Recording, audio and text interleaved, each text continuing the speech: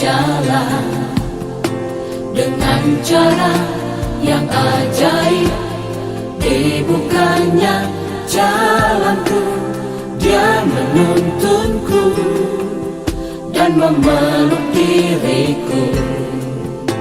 Dengan kasih dan kuasa-Nya Dia buka jalan, Dia buka jalan. Dia buka jalan saat tiada jalan. Dengan cara yang ajaib, dibukanya jalanku, Dia menuntunku dan memeluk diriku. Dengan kasih dan kuasa-Nya Dia buka jalan, Dia buka jalan.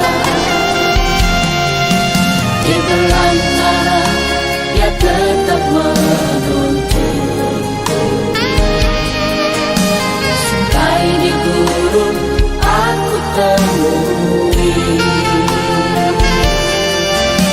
langit kan berlalu, tapi firman-Nya tetap. Saat ini Dia buka jalan,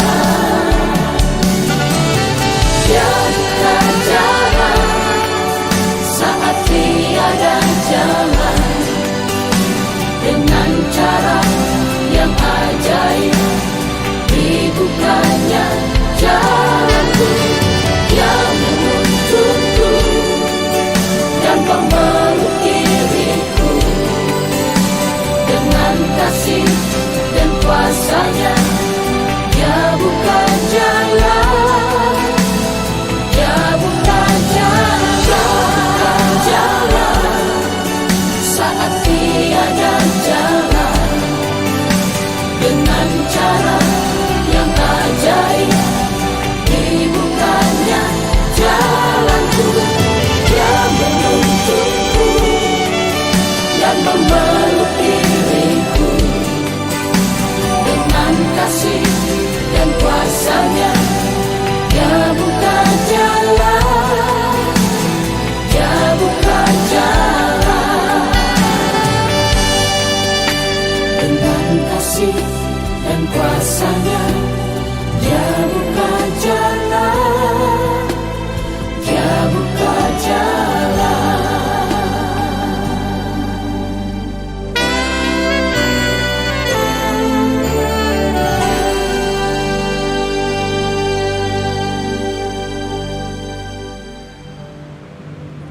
Selamat pagi Ibu, Bapak, Saudara yang dikasihi Tuhan. Kembali kita bertemu di persekutuan doa pada saat ini. Kita bersyukur Tuhan masih memberikan kekuatan, kemampuan kepada kita untuk menjalani hari-hari pemberian Tuhan dengan baik. Dan saatnya bagi kita bersama-sama belajar memahami akan firman Tuhan sebagian kecil. Oleh sebab itu saya mengajak kita semua datang terlebih dahulu pada Tuhan di dalam doa. Kita berdoa. Pencipta langit bumi dengan segala isinya, yang tidak pernah meninggalkan perbuatan tangan-Nya, yang boleh kami kenal, kami sapa, kami sembah dalam nama Tuhan kami Yesus Kristus. Mengucap syukur atas setiap berkat yang tercurah dalam kehidupan kami. Mengucap syukur atas kekuatan yang sampai dengan saat ini boleh kami nikmati. Mengucap syukur atas hari-hari panjang yang boleh kami lalui bersama dengan Engkau. Ada banyak permasalahan, persoalan kehidupan yang terjadi dalam kehidupan kami, dan mampu kami lewati bersama juga dengan Tuhan. Saatnya bagi kami untuk kami belajar kembali, memahami apa yang Kau kehendaki bagi kami. Biarlah Tuhan sendiri memampukan kami menyimpan setiap perkara dan akhirnya coba melakukan di dalam kehidupan sehari-hari. Hamba-Mu yang hendak menyampaikan firman, biarlah Tuhan pakai mulut, bibir, lidah, dan pemikirannya untuk boleh berkata-kata sesuai dengan kehendak Tuhan sendiri. Terima kasih Tuhan. menyerahkan waktu ini sepenuhnya untuk Engkau kuasai dan Engkau sendiri yang mengurapi kami dengan Roh Kudus-Mu. Hanya di dalam nama Tuhan kami Yesus Kristus kami berdoa. Amin. Ya, Ibu Bapak dan Saudara yang dikasihi Tuhan, pagi hari ini kita hendak bersama-sama belajar dari Mazmur 119. Mazmur 119, saya akan membaca mulai ayat atau baitnya yang ke-65 sampai 72. Mazmur 119, bait atau ayat yang ke-65 sampai 72 demikian. Kebajikan telah Kau lakukan kepada hamba-Mu, ya Tuhan, sesuai dengan firman-Mu. Ajarkanlah kepadaku kebijaksanaan dan pengetahuan yang baik, sebab aku percaya kepada perintah-perintah-Mu. Sebelum aku tertindas, aku menyimpang, tetapi sekarang aku berpegang pada janji-Mu. Engkau baik dan berbuat baik. Ajarkanlah ketetapan-ketetapan-Mu kepadaku. Orang yang kurang ajar menodai dengan, orang yang kurang ajar menodai aku dengan dusta. Tetapi aku dengan segenap hati aku akan memegang titah-titah-Mu. Hati mereka tebal seperti lemak, tetapi aku, Taurat-Mu ialah kesukaanku. Bahwa aku tertindas itu baik bagiku, supaya aku belajar ketetapan-ketetapan-Mu. Taurat yang Kau sampaikan adalah baik bagiku, lebih daripada ribuan keping emas dan perak. Sedemikian pembacaan saya, dan yang berbahagia tentu kita semua yang mau belajar, mau berpegang, bahkan mau menjalankan firman Tuhan setiap saat dengan setia. Haleluya. Amin. Ibu Bapak Saudara yang dikasihi Tuhan, perkenankan saya membaca ulang ayat atau baitnya yang ke-71. 71 demikian. Bahwa aku tertindas itu baik bagiku, supaya aku belajar ketetapan-ketetapan-Mu. Saudara-saudara yang dikasihi Tuhan, pernahkah merasa diri tertindas di dalam menjalani hari-hari panjang kita? Tertindas itu tertekan, bisa jadi demikian. Ada banyak ketertekanan, ada banyak ketertindasan dalam kehidupan kita. Sebuah contoh yang sederhana saja.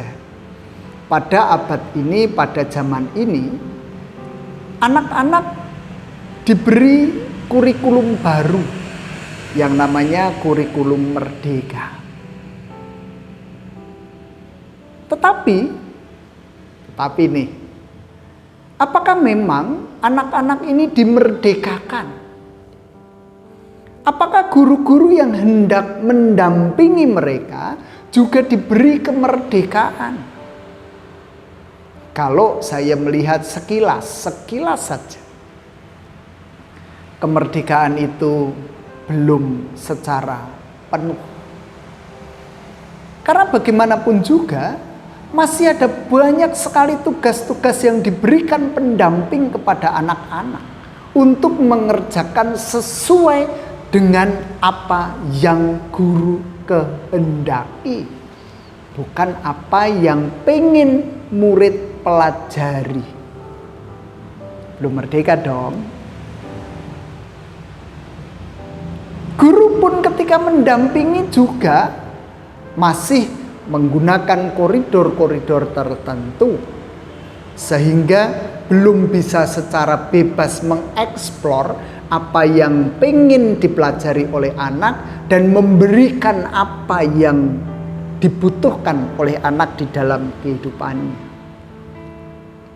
Demikian pun ketika guru harus belajar banyak sekali persoalan yang berkaitan dengan kurikulum merdeka. Kadangkala guru merasa tertindas, merasa tertekan, sehingga kadangkala lalu mengabaikan itu. Sudahlah, tinggalkan saja. Tidak perlu kita lanjutkan. Ada rasa semplah, ada rasa patah semangat, ada rasa putus asa. Apakah aku bisa? Apakah aku harus berhenti? Itu pun dialami oleh anak-anak sebetulnya. Lah, belum lagi dengan masalah-masalah yang lain, saudara. Dalam kehidupan rumah tangga seringkali kita juga merasa tertekan, merasa tertindas. Tertindas oleh siapa? Tertekan oleh situasi kondisi rumah tangga. Apalagi ketika kita selama 2 tahun lebih, karena sampai dengan saat ini pandemi COVID-19 tentu belum sirna betul. Di Purbalingga masih ada yang dirawat, di Purbalingga masih ada yang meninggal karena COVID-19. Masih ada yang terkonfirmasi. Dari peristiwa itu saja ada banyak sekali orang yang merasakan ketertindasan itu.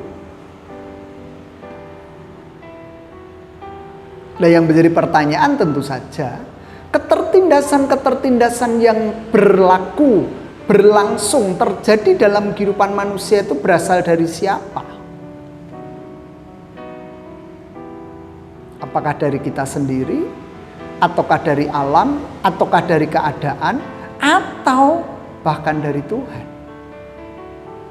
Ya saudara-saudara, saya mengatakan apa yang terjadi di dalam kehidupan kita tidak di luar jangkauan Tuhan. Tuhan mengetahui semuanya itu. Tuhan tahu. Dan kadangkala juga Tuhan mengizinkan segala sesuatunya terjadi dalam kehidupan kita. Kembali kepada ayat-ayat kita pada saat ini. Nampaknya ada kesan dari pemazmur pengen mengerti betul siapa Tuhan bagi kehidupannya. Sehingga mulai dari ayatnya yang ke-65, di sana dikatakan kebajikan telah kau lakukan kepada hamba-Mu ya Tuhan sesuai dengan firman-Mu. Dia merasa bahwa Tuhan memberikan segala sesuatu yang baik dalam kehidupannya. Dan itu sesuai dengan firman Tuhan. Firman Tuhan mengatakan barang siapa yang percaya kepadaku maka akan memperoleh kehidupan yang baik, kehidupan yang bahagia. Yang tentu ini jangan lalu dimengerti bahwa orang yang dekat dengan Tuhan aman-aman saja dan tidak pernah mempunyai persoalan apapun. Itu yang perlu kita tahu. Karena bagaimanapun juga ketika kita merasa bahwa diri kita baik-baik saja karena aku dekat dengan Tuhan sih, maka aku tidak pernah berpenyakit, aku tidak pernah gagal, aku tidak pernah kecewa, aku tidak pernah punya masalah. Hati-hati. Kesombongan rohani itu kadangkala muncul dalam diri kita. Kita menjadi jumawa. Kita menjadi ria. Sombong. Itulah yang menjadi tekanan dalam kehidupan kita. Ketika itu sudah menimpa kehidupan kita, lalu kita menganggap bahwa orang lain itu tidak ada artinya, babar bilas bagi kehidupan kita. Kamu itu siapa? Kamu itu belum sama dengan aku derajatnya dan seterusnya. Sehingga perlu dalam kehidupan kita. Walaupun sudah dikatakan bahwa Tuhan itu bijaksana, kebajikan Tuhan sudah dilakukan dalam kehidupan kita juga. Dan nampaknya pemazmur juga sadar betul harus selalu belajar dari Tuhan. Dia merasa bahwa apa yang ada di dalam dirinya itu masih terlalu rendah, terlalu cetek. Belum apa-apanya kalau dibandingkan dengan orang lain sebetulnya. Ada kerendahan hati di hadapan Tuhan, bahwa Tuhan diminta untuk terus mengajarkan kebijaksanaan dan pengetahuan yang baik. Melalui apa? Melalui perintah-perintah Tuhan. Bahkan kesadaran dalam diri pemazmur layak dan patut untuk kita cermati. Yang kadangkala kita mengabaikan itu. Di ayatnya yang ke-67, sebelum aku tertindas aku menyimpang. Kadang kita merasakan tertindas itu bukan karena kita menyimpang gitu kan. Wong aku wis bener kok. Dalanku lurus kok, aku ora tau belak-belok kok. Masa aku tertindas? Nah, ini pemazmur mencoba untuk melihat introspeksi diri. Dia dengan baik, dengan betul mengingat bahwa sebelum aku tertindas, aku menyimpang. Sehingga ketika menyimpang, ya sudah, itulah yang dilakukan oleh Tuhan sebagai bentuk peringatan akan dirinya. Tetapi juga jangan lalu menganggap bahwa ketertindasan kita itu karena memang kita menyimpang gitu loh. Tidak serta-merta seperti itu. Seringkali kan kita mendengar bahwa dosa itu muncul karena bukan dosa ya. Penyakit, kegagalan itu karena dosa. Tidak selalu. Tidak selalu. Apakah karena dosanya sehingga orang mengalami sakit? Apakah karena dosanya maka dunia ini lalu dihukum oleh Tuhan dengan COVID-19? Karena dosanya maka kamu gagal ujian PNS misalnya. Tidak selalu, saudara. Ada kalanya memang batu uji itu diberikan Tuhan untuk memperkuat iman kita. Untuk menguji kesetiaan kita, menguji ketaatan kita. Menguji keterikatan kita dengan Tuhan. Menguji seberapa penting kita mengamati, mencermati, berpegang teguh pada hukum-hukum Tuhan. Sehingga itulah yang muncul dalam ayat yang ke-71, bahwa aku tertindas itu baik bagiku. Coba ya nakura tertindas. Bisa lupa kita sama Tuhan. Bisa kita mengabaikan Tuhan. Kita merasa bahwa apa yang terjadi dalam kehidupanku karena itu usahaku. Karena kekuatanku. Karena kepandaianku, karena kecakapanku, kan begitu. Sehingga pemazmur sadar betul ketika itu tertindas, ya itu baik. Supaya apa? Supaya aku kembali belajar ketetapan Tuhan. Ya kalau kembali artinya kadangkala kita merasa bahwa oh iya betul ya gitu. Tapi ketika tertindas ya, apakah kita lalu tetap memohon kepada Tuhan? Apakah kita tetap setia kepada Tuhan? Apakah kita terus berpegang pada perintah Tuhan? Itu yang menjadi pertanyaan. Yang kadangkala kita malah sebaliknya toh, kebanyakan dari kita. Karena saking stresnya, saking tertekannya, saking depresinya, ya kita udah tidak mengingat Tuhan. Nah, ngapain lah? Tidak perlu, gitu kan. Tetapi dengan cara ketertindasan itu, kita diharapkan terus berpegang pada Tuhan. Jangan pernah dilepaskan. Karena bisa semakin dalam keterpurukan itu, keterjatuhan itu, keterperosokan itu. Pegang tangan Tuhan. Genggam erat tangan Tuhan. Minta pertolongan kepada Tuhan, berseru. Sambat sebut karo Gusti Allah. Karena ketika itu terjadi, kembali Tuhan memulihkan kita.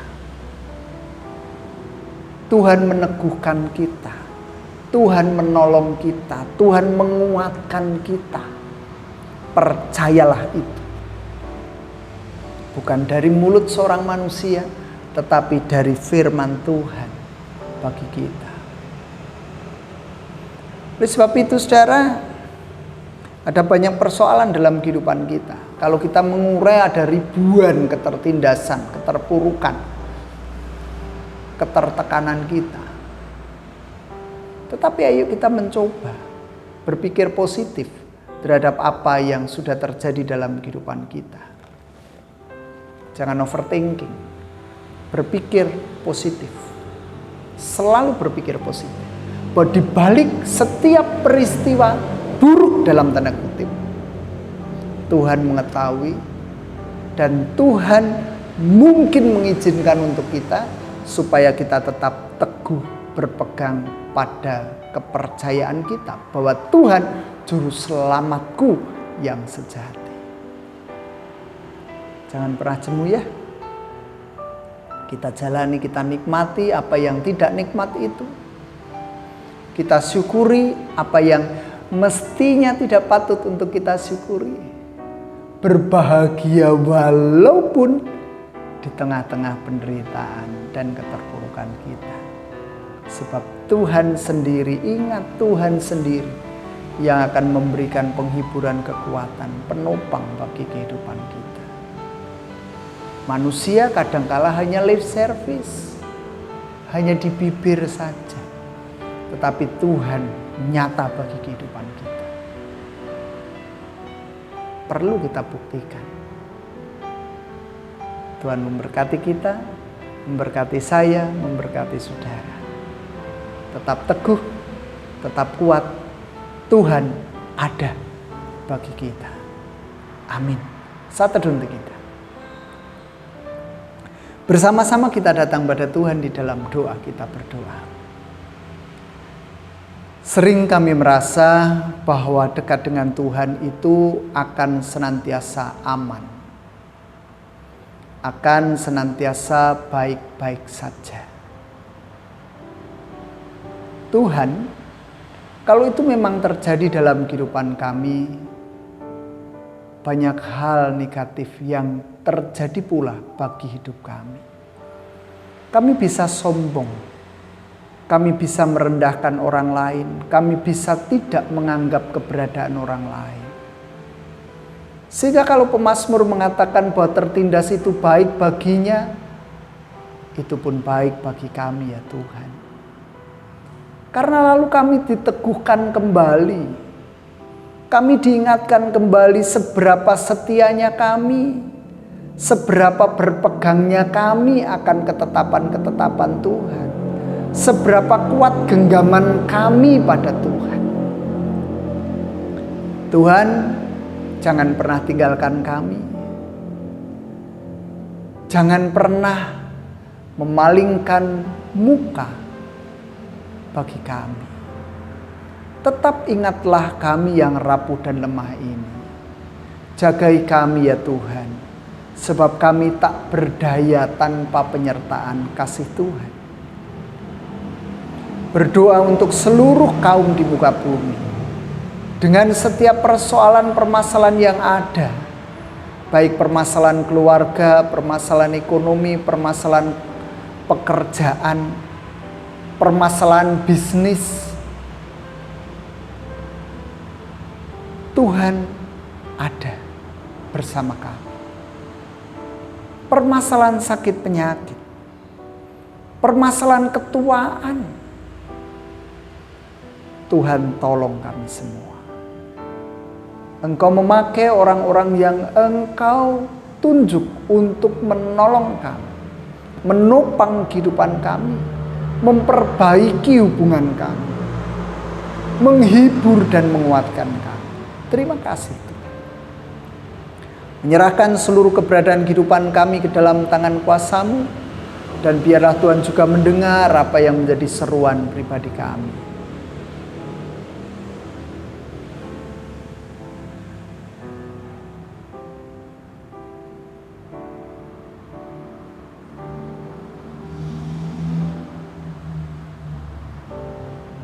Bapa di dalam surga, dosa pelanggaran kesalahan kami pada saat kami bersama-sama merenungkan firman Tuhan, Tuhan akan beri pengampunan.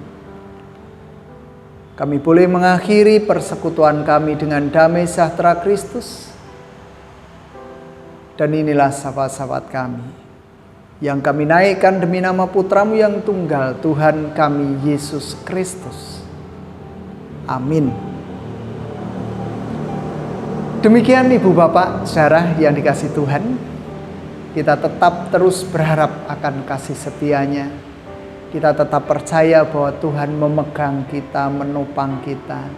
Jangan pernah melepaskan genggaman kita pada tangan Tuhan. Tuhan memberkati kita semua. Amin.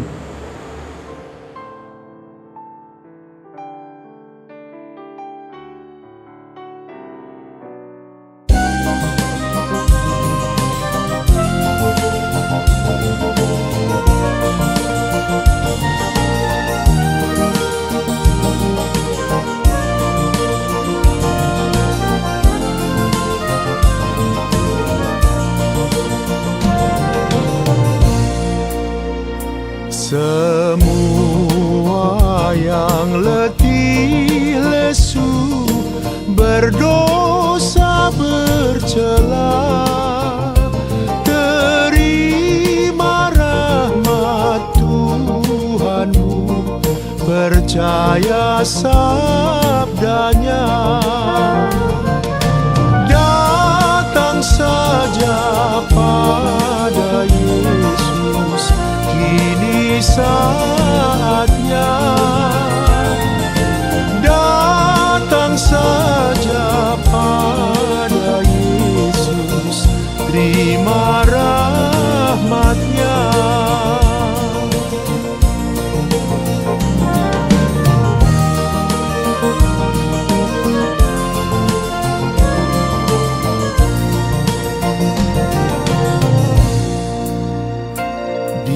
Dialah jalan yang benar, kedamaian bakal. Percayalah kepadanya dan terima berkat-Nya. Datang saja pada Yesus, kini saatnya. Datang saja pada Yesus, terima rahmat-Nya.